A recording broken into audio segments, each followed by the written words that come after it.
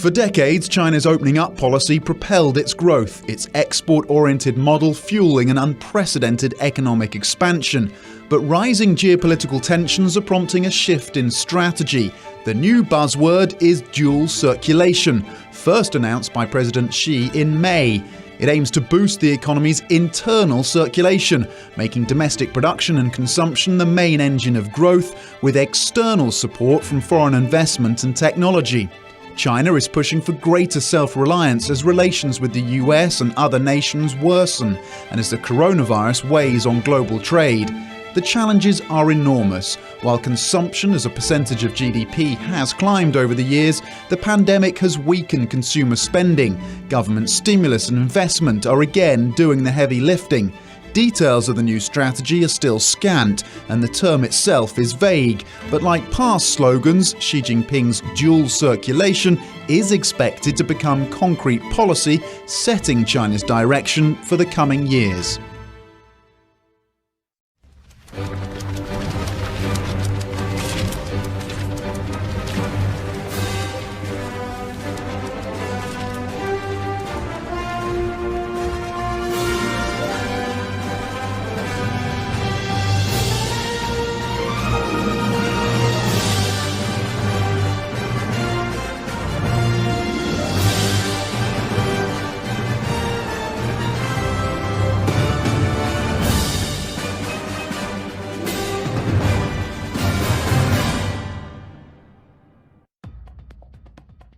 One of the most pressing choices facing modern economies is whether to adopt a policy of free trade or of protectionism.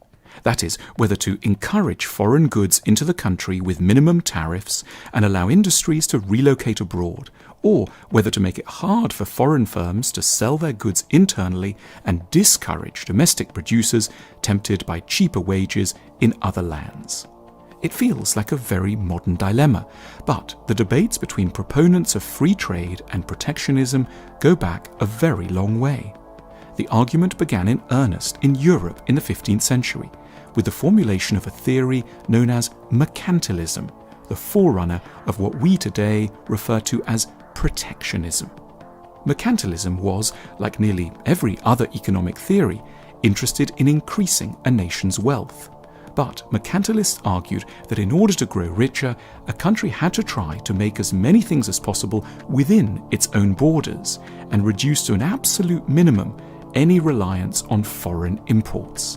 The role of government was to help local industries by applying huge tariffs on imported goods and discouraging foreign manufacturers from competing with local players. A strong country was one that knew how to provide for itself and could achieve almost total independence in trade, a goal known as economic autarky. The philosophy of mercantilism reigned supreme as the most persuasive theory of economics until the 9th of March 1776, the publication date of possibly the most important book in the history of the modern world. In an inquiry into the nature and causes of the wealth of nations, the Scottish philosopher and economist Adam Smith attempted to dynamite the intellectual underpinnings of mercantilism. Smith argued that the best way for any country to grow wealthy was not to try to make everything by itself, for no country could ever hope to do well in every sector of an economy.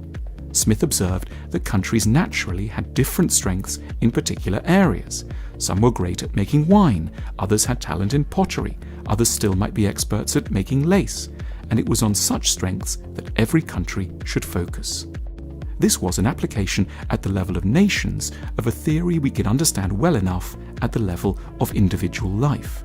If someone has a natural aptitude for accountancy, it makes no sense for them to spend a considerable part of each day trying also to make cheese, to sew their own trousers, or to learn to play violin sonatas. Far better for the accountant, cheesemaker, tailor, and violinist to specialize in the areas in which they have the greatest advantage and then trade with others to satisfy their remaining needs.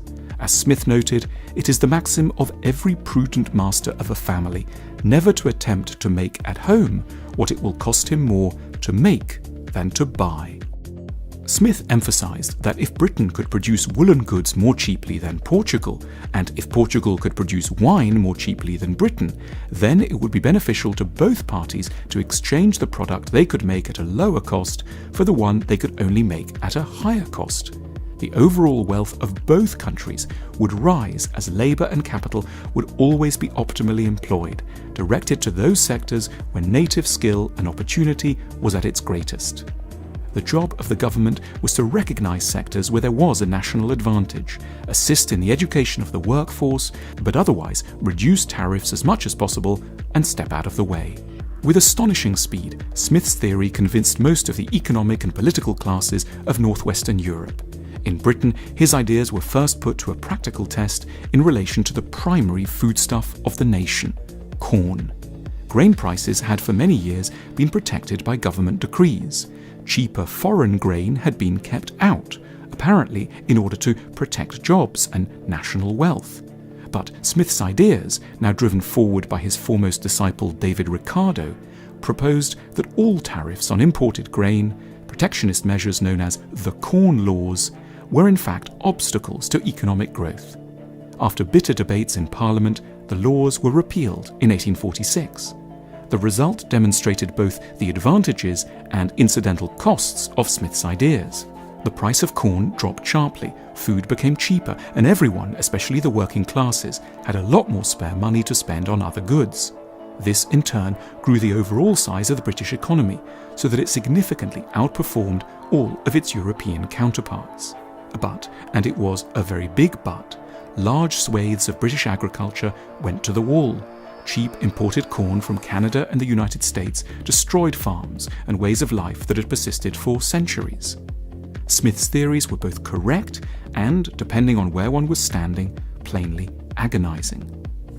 An enduring problem for the undoubtedly very sound arguments in favor of free trade is that its human costs have seldom been addressed with sufficient passion and ingenuity. The cries of the dispossessed have not been recognized for what they are, threats to the entire stability and moral dignity of a nation. Defenders of free trade have been grossly negligent when it comes to instituting the political programs necessary to support the efficient operations of the system. It has forgotten the pain of the car workers, the coal miners and the steel makers, and in democracies there has been a heavy price to pay for this neglect. As has only gradually been realised, the benefits of an open economy can only properly bear fruit if a series of steps are taken to mitigate the attendant downsides. Any nation committed to free trade must tax the sectors of the economy which have an advantage and then use the money to retrain those in the sectors of the economy with the gravest disadvantages in relation to foreign competition. Without such redirection of money and labour, a nation will become highly unstable politically, thereby endangering any progress that free trade has made. Secondly, governments must enable everyone in the economy to find their own natural areas of strength, which means high levels of investment in education and a raft of measures to maximise social mobility. Monopolistic behaviour by the rich endangers the integrity of a free trade system just as much as punitive import tariffs. Now let's consider the 19th century German economist Friedrich List. List's life spanned 1789 to 1846, and in addition to his writings on economics, he was well known as a promoter of Real, and also that his ideas were a forerunner of contemporary European unity. List worked as a professor in Germany, but he also lived for a while in the United States, where he made a fair amount of money in business and owning land. Here's a stamp with a picture of List on it, and in the background, of course, you can see a railway. His major work in economics is titled The National System of Political Economy, and it was first published in German in 1841. Overall, List is probably best known for his critique of free trade, but he's actually a much broader thinker than that, and in fact he's one of the first economists to have a really good understanding of increasing returns and economic growth. Reading the national system, it's clear just how much List at virtually every turn in every chapter is responding to Adam Smith, and he sees himself quite self-consciously as revising Adam Smith's maxims about growth and trade. One very clear theme in List's work, drawing out some ideas from Smith, is the power of human capital to drive economic growth.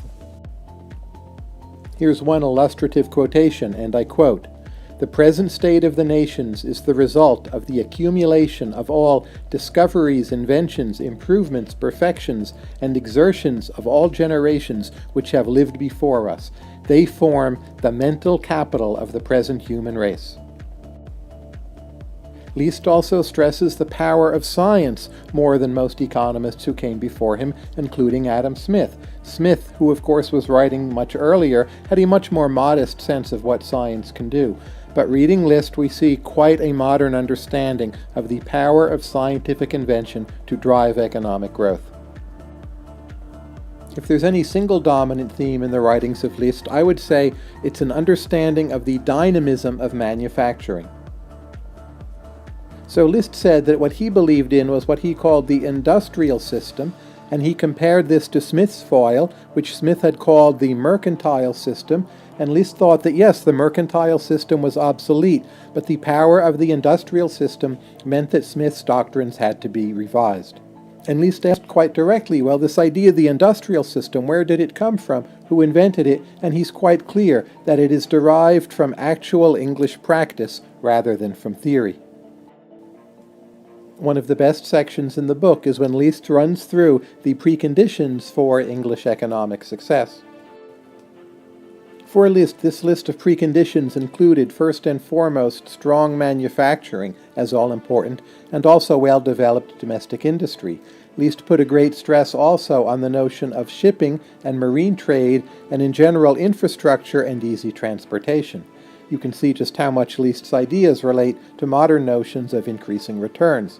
He also saw England as successful because the country had a strong nation-state early on and was relatively immune and protected from foreign invasion. England also had strong internal free markets, so although List favored protection through tariffs in some regards, he thought that internal trade should be very free. The British had achieved that. England also had colonies abroad, which helped spur economic growth and created markets for British products. And finally, he praised repeatedly the energies of the English people. You put all these ingredients together, and for List, that was what was driving this economic miracle known as England. There's a lot about the power of markets in this book, but List also stresses, well, what is the state really needed for? And some of the key functions here, other than just basic self-defense, are the state is needed to support domestic manufacturing, the state is needed to help create a marine force, so List was very much a defender of the British Navigation Acts, and a strong state is needed to secure open foreign trade for a nation such as Great Britain. List is best known these days for his critique of free trade, but I would stress he's a somewhat limited protectionist. So where he wanted tariffs mostly was on manufacturing to spur the development of a domestic manufacturing base, but he stressed it was important that eventually these tariffs would be removed and the industries forced to compete in free world markets, and he thought basically that you get rid of trade restraints and tariffs once you have obtained a certain amount of supremacy. List also, consistently in my view, he favored the repeal of the Corn Laws in Great Britain. His argument was that by protecting growers of grain within Great Britain, this was actually keeping resources from flowing into manufacturing, and manufacturing was the dynamic sector, so let's have free trade in grain and allow those resources to be put to greater use elsewhere. The term dual circulation economy has been popping up in the economic discussions across China, signaling a potential paradigm shift in the Chinese economy. But what exactly is a dual circulation economy? The concept has two equally strong components: internal circulation, which refers to domestic economic activities, and external circulation, which relates to China's economic links with the outside world. It signals that China wants to reduce the role of international trade in its economy and strengthen its domestic economy. Why? Well, a couple factors are at play. First of all, as the COVID-19 pandemic sends shudders across the world, the economic outlook outside China doesn't look particularly optimistic at the moment. Worsening China-US relations have also loomed large in China's consideration, as the US contemplates decoupling. and it seems bent on crippling China's economic and technological development. These, coupled with rising unilateralism and protectionism around the world, have pushed China to think more long-term. How can this dual strategy be achieved? While specific measures have not been fleshed out by the government, economists have rushed to put forward some general suggestions. For example, they argue that to fortify China's domestic economy, domestic consumption needs to play a much bigger role in driving economic growth, as it currently accounts for about 55% of the country's GDP. To make that happen, China will need to increase its residents' income and optimize income distribution so that citizens become more relaxed about spending their money. Some other issues need to be tackled as well. China needs to make sure its land, capital, talent, and technology, along with other resources, goes to places where they're needed the most. So it has to deepen its supply-side structural reform to make sure its economy runs efficiently.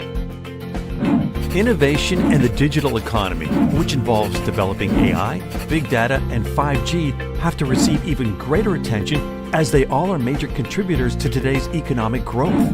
That said, does a dual circulation economy mean China will isolate itself from the rest of the world? Certainly not. China has benefited enormously from opening up in the past 4 decades and recognizes it should continue down this path. But how? Chinese economists believe the country should welcome more foreign investment, strengthen its Belt and Road Initiative, negotiate more free trade agreements, and take advantage of its free trade zones and ports. Will the outside world be affected by China's new economic policy? Absolutely, and there are many implications. The growth of domestic consumption makes investment in Chinese consumer companies a smart choice. Trump administration's attack on the supply of semiconductors has accelerated China's development of substitute chips, making Chinese tech companies that serve the domestic market an attractive investment.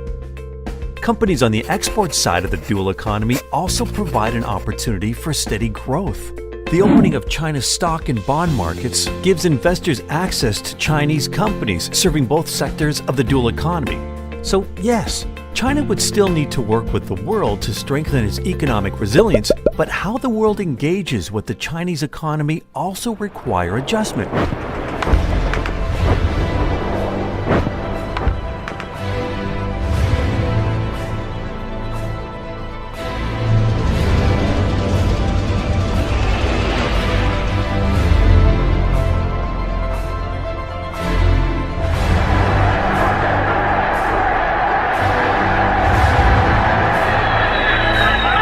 Scendiamo in campo contro le democrazie plutocratiche e reazionarie dell'Occidente. Popolo italiano, corri alle armi!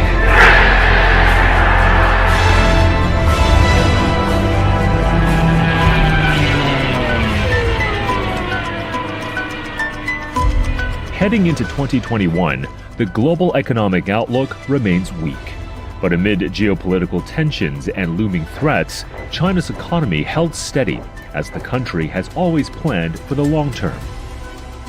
In May 2020, Chinese President Xi Jinping first introduced the concept of a dual circulation development pattern. 5 months later, dual circulation development was officially included in the proposals for the country's midterm blueprint, the 14th Five-Year Plan for National Economic and Social Development. So, what exactly is the dual circulation pattern? This economic strategy is founded on 2 components: domestic circulation, which refers to economic activities within China, and international circulation, which relates to China's economic links abroad. In the dual circulation pattern, domestic and foreign markets complement and reinforce one another, with the domestic market as the linchpin. 强化国内经济大循环，有利于增强 Strengthening the domestic circulation can enhance the resilience of economic development and promote international economic exchange so that the dual circulation pattern can be achieved. Domestic circulation means China is shifting from an export-led economy towards one that's consumption-driven. One strong indicator of this push lies in retail sales figures. Official data shows that total retail sales of consumer goods have been increasing for more than a decade until COVID-19 struck in January of 2020. After 6 months of negative growth in consumption due to the pandemic, domestic demand is chugging smoothly along once again.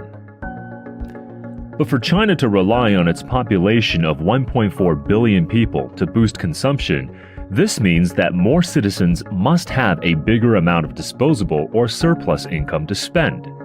It also means China will prioritize small and medium-sized enterprises, which are backed by its rising middle class. It's also focusing its efforts on diversifying consumer service sectors in areas such as health, culture, sports, and tourism. To offset the fallout from the pandemic and stimulate consumption, local authorities in major cities have been dispersing cash vouchers to encourage residents to eat out and shop.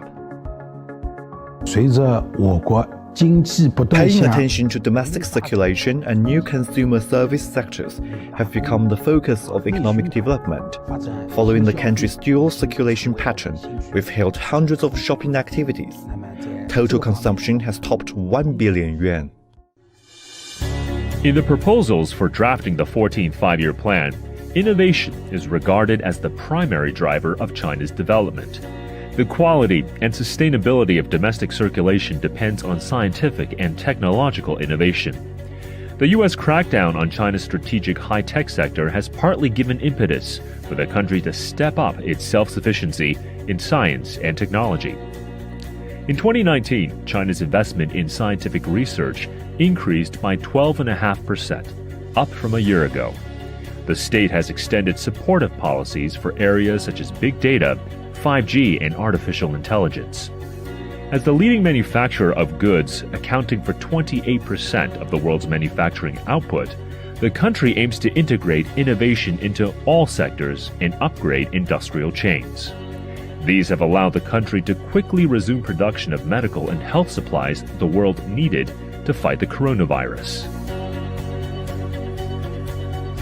Some say that the dual circulation pattern is a sign that China is turning its back on the world.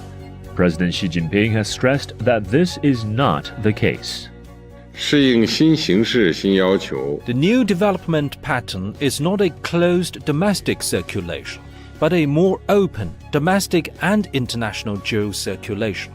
This dual circulation not only suits China's development, but will also benefit people of all countries.